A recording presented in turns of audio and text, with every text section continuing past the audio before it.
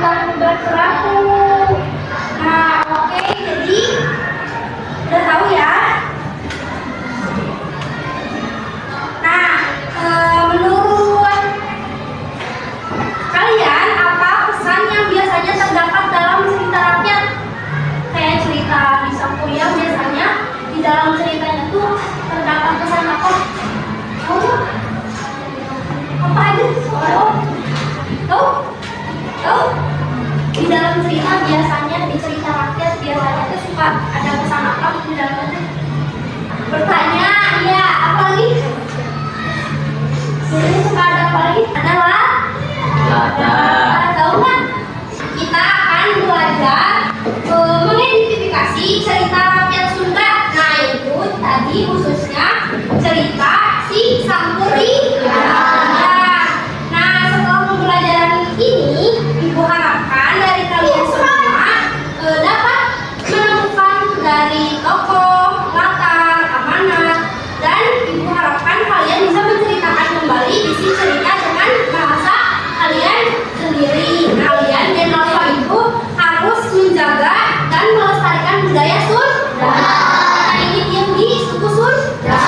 Kalian kalau sama teman ngomong bahasa apa? Sunda. Suka permainan Sunda. Nah, itu salah satu untuk melestarikan budaya Sunda. Nah, melalui kayak tadi kalian ngomong bahasa Sunda, main sama teman-teman permainan Sunda. Nah, satu lagi juga sama cerita rakyat. Oke. Kalian tahu nggak? Tadi tidak tahu ya cerita rakyatnya apa ya? Ada yang tahu nggak? Belum tahu. Boleh ditulis, boleh didengarkan ya.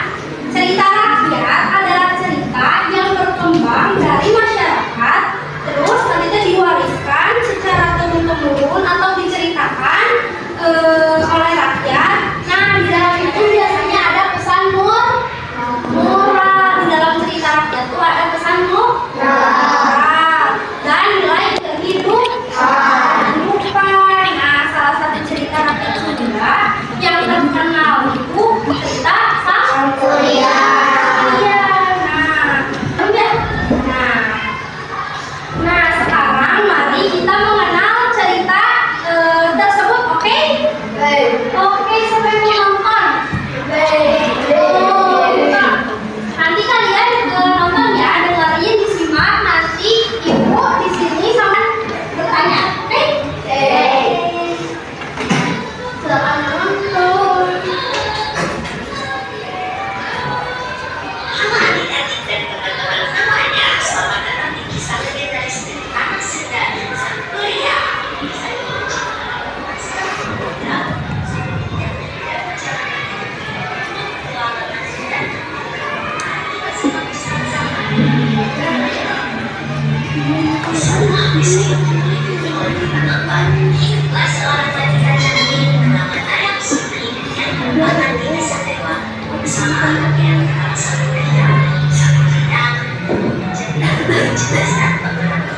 Dia selalu ditemani oleh seekor anjing hitam besar bernama Kupang yang sebenarnya adalah bingkisan dewa dan juga ayahnya sendiri. Sampurya tidak berkata tersebut.